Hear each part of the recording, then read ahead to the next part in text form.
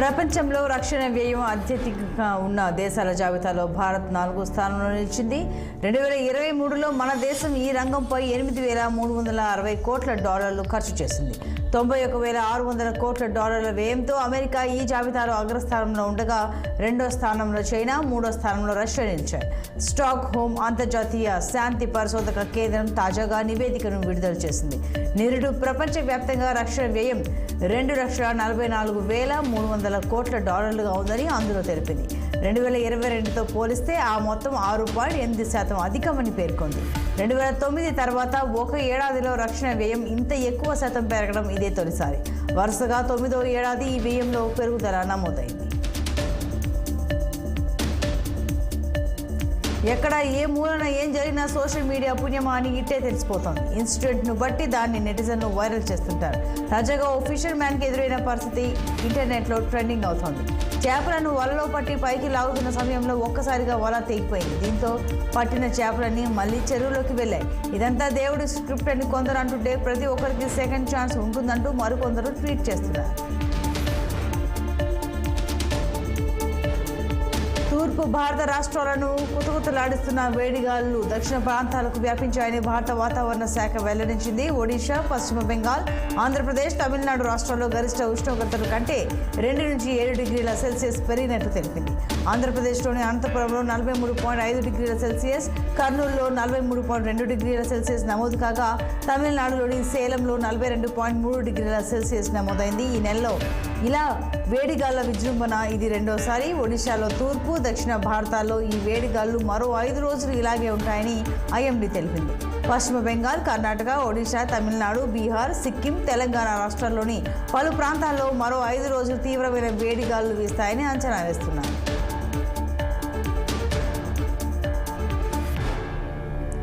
ఇటీవల యానిమల్ చిత్రంతో తనలోని కొత్త కోణాన్ని ఘనంగా పరిచయం చేసిన నటుడు బాబీ డియోల్.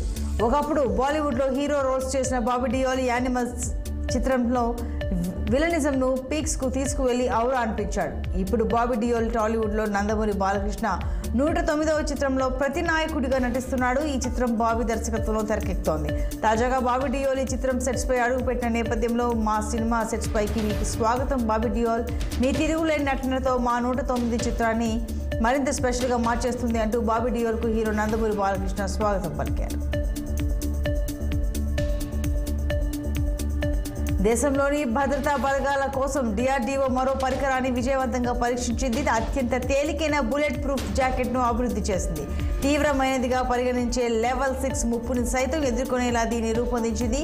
ఈ జాకెట్ RAPA మందుగుండు సామగ్రి పేలుడు నుంచి కూడా రక్షిస్తుందని DRDO ప్రకటనలో పేర్కొంది. కొత్త ప్రక్రియలో నూతన మెటీరియల్ను ఉపయోగించి దీన్ని రూపొందించినట్టు పేర్కొంది.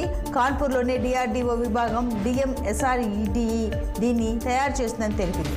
మందుగుండు సామగ్రి నుంచి కూడా రక్షణ ఇవ్వగలదని, దేశంలోని అత్యంత తేలికైన బుల్లెట్ ప్రూఫ్ జాకెట్ను ఇదేనని పేర్కొంది. ఇటీవలే ఈ బుల్లెట్ ప్రూఫ్ జాకెట్ విజయవంతంగా పరీక్షించినట్టు తెలిపింది.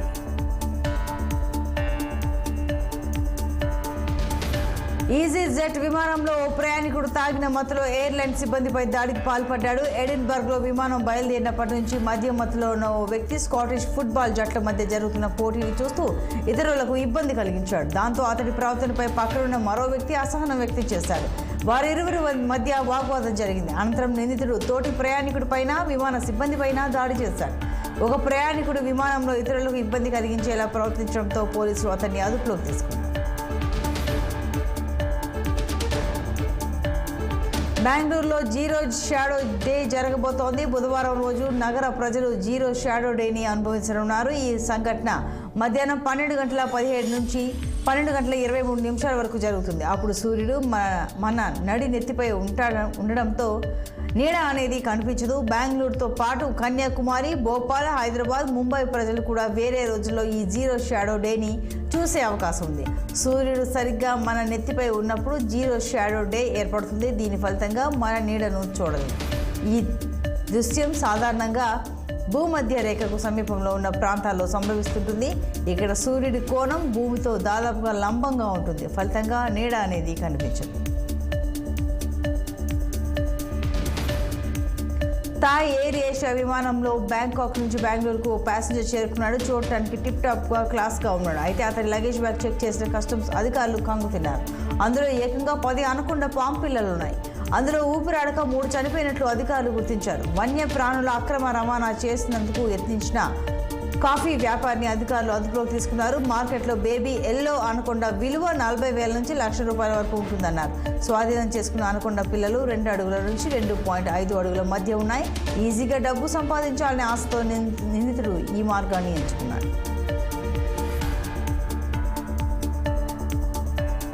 బర్త్డే కేక్ తిని మృత్యువాత పడిన పంజాబ్కు చెందిన 10 ఏళ్ల బాలిక మాన్వి ఘటన దేశవ్యాప్తంగా సంచలనం రేపింది. కేక్ తిన్న తర్వాత గంటల వ్యవధిలోనే బాలిక చనిపోవడం అందరినీ షాక్కి గురిచేసింది.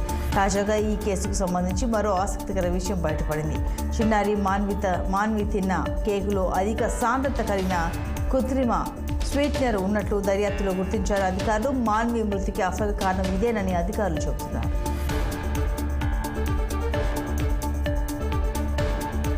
వజ్రాలను అక్రమంగా విదేశాలకు రవాణా చేసేందుకు కొందరు కొత్త మార్గాలను వెతుకుతున్నారు. కోట్ల రూపాయలు విలువ చేసే డైమండ్స్ కొందరు ప్రయాణికులు నూడిల్స్ ప్యాకెట్స్లో దాచి అధికారుల కళ్ళుగప్పి బ్యాంకాక్కు తరలించే ప్రయత్నం చేశారు.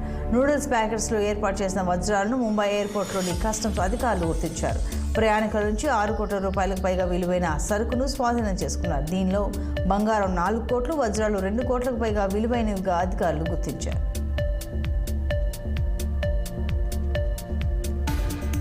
మలేషియాలో ఘోర ప్రమాదం జరిగింది. వైమానిక దళానికి చెందిన హెలికాప్టర్లు గాల్లోనే ఒకదాంతో మరొకటి ఢీకొట్టాయి. రాయల్ మలేషియన్ నేవీ పరేడ్ కోసం లుముత్ నేవల్ బేస్లో రిహార్సల్స్ జరిగాయి. ఆ సమయంలో 2 హెలికాప్టర్లు ఆకాశంలోనే ఢీకొట్టాయి. ఈ ఘటనకు సంబంధించిన దృశ్యాలు సోషల్ మీడియాలో వైరల్ అవుతున్నాయి. ఇదిలా ఉంటే 2 హెలికాప్టర్లలో 10 మంది సిబ్బంది అక్కడికక్కడే చనిపోయినట్టు మలేషియన్ నేవీ ప్రకటించింది. మృతదేహాల గుర్తింపు కోసం నేవీ ఆసుపత్రికి మృతదేహాల్ని తరలించినట్లు తెలిపింది.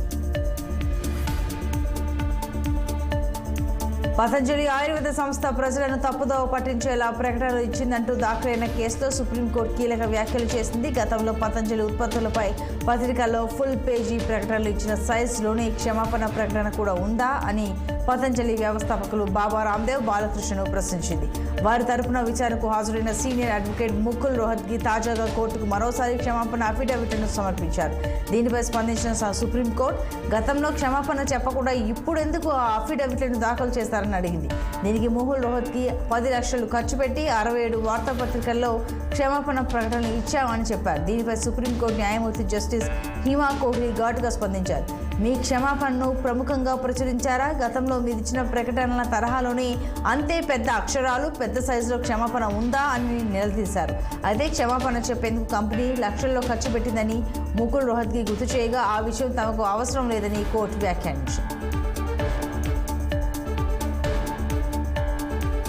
దక్షిణాది సూపర్ స్టార్ రజనీకాంత్ 171వ చిత్రం టైటిల్ ఖరారైంది. లోకేష్ కనగరాజ్ దర్శకత్వంలో రజనీకాంత్ నటించే ఈ చిత్రానికి కూలీ అనే టైటిల్ను అనౌన్స్ చేశారు. ఈ మేరకు చిత్ర నిర్మాణ సంస్థ సన్ పిక్చర్స్ నేడు టైటిల్ టీజర్ రిలీజ్ చేసింది. టీజర్లో రజనీకాంత్ స్టైల్ ఫైట్ని చూడొచ్చు.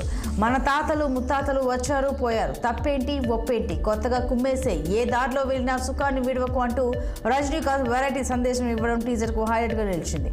విందుంది, చిందుంది, మందుంది, సుఖముంది, అనుభవించే మనసుందంటే స్వర్గంలో చోటుంటుంది పోరా అంటూ మరో విలక్షణ డైలాగ్ కూడా రజనీ పలకడం టీజర్లో చూడొచ్చు. కాగా ఈ చిత్రానికి అనిరుద్ రవిచందర్ సంగీతం అందిస్తున్నాడు. అయితే సినిమాకు సంబంధించి త్వరలో ఇతర తారాగణం వివరాలు ప్రకటించనున్నారు.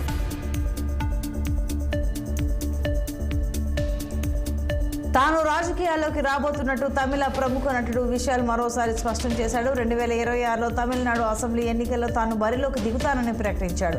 పార్టీలను మంచి చేస్తే తాను రాజకీయాల్లోకి రాబోనని అన్నాడు. రాజకీయ పార్టీలు ప్రజలకు అవసరమైన సదుపాయాలు కల్పిస్తే తనలాంటి వారు ఎప్పుడూ ఓటర్లుగానే మిగిలిపోతారని వ్యాఖ్యానించాడు. ఏ పార్టీని తాను విమర్శించడం లేదని, పార్టీలు మంచి చేస్తే తాను రాజకీయాల్లోకి రానవసరం ఉండదని విశాల్ అభిప్రాయపడ్డారు. గ్రామీణ ప్రజలకు ముఖ్యమైన వసతులు పూర్తి స్థాయిలో కల్పించలేదని, ఏ పార్టీ ప్రభుత్వంలో ఉన్నా వాటిని అందించాల్సిన అవసరం ఉందని పేర్కొన్నారు. దివ్యాంగ చిన్నారులు ఆలనా పాలన చూసుకుంటూ ఉద్యోగం చేసే తల్లులకు శిశు సంరక్షణ సెలవులను నిరాకరించలేమని సుప్రీంకోర్టు స్పష్టం చేసింది. అలా సెలవులు నిరాకరించడం ఉద్యోగాల్లో మహిళల సమాన భాగస్వామ్యం ఉండేలా చూడాలన్న ప్రభుత్వ రాజ్యాంగ బాధ్యతను ఉల్లంఘించడమే అవుతుందని వ్యాఖ్యానించింది. ఈ విషయం తీవ్రమైన అంశాన్ని లేవనెత్తిందని పేర్కొంది. ఉద్యోగాల్లో మహిళల భాగస్వామ్యం హోదా కాదని, అది రాజ్యాంగ అవసరమని అభిప్రాయపడింది. ఒక ఆదర్శ యజమానిగా ప్రభుత్వం ఈ విషయాన్ని మరవరాదని సూచించింది. హిమాచల్ ప్రదేశ్లోని జియోగ్రఫీ విభాగంలో అసిస్టెంట్ ప్రొఫెసర్గా పనిచేస్తున్న పిటిషనర్కు CCLలను మంజూరు చేసే విషయాన్ని పరిశీలించాలని రాష్ట్ర ప్రభుత్వ అధికారులను ఆదేశించింది. ఈ మేరకు chief justice DY Chandrachud, justice JB పార్థివాలాతో కూడిన ధర్మాసనం తీర్పు చెప్పింది.